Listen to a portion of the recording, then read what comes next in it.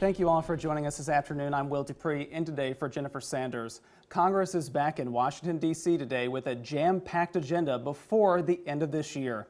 Jesse Tenor joins us live with what lawmakers are trying to accomplish between the midterm elections and the next Congress. Jesse, good to see you. Thanks for being here. Good to see you too, Will. Thanks for having me. Lawmakers are really facing a quite lengthy to-do list, from government funding to same-sex marriage, even as some states are still counting their ballots. Now, Democrats did just officially clinch the Senate, but exactly which party controls the House is still up in the air.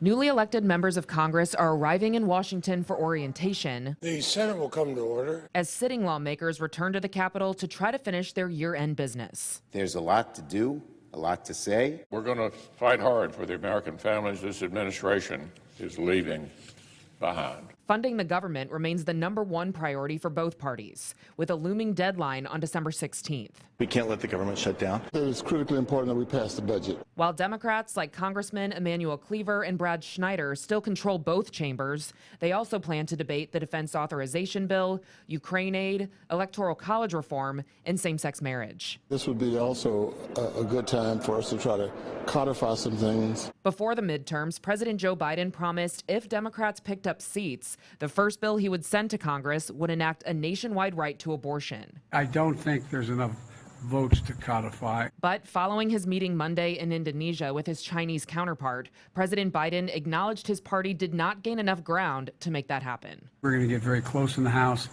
but I think it's going to be very close, but I don't think we're going to make it.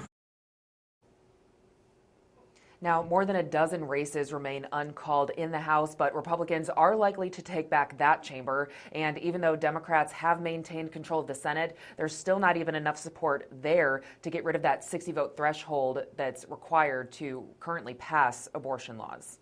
Live in Washington, I'm Jesse Tenor. Will? Jesse, the 2022 midterms are not even over yet, but there is already talk in advance about what's going to happen in the 2024 presidential election.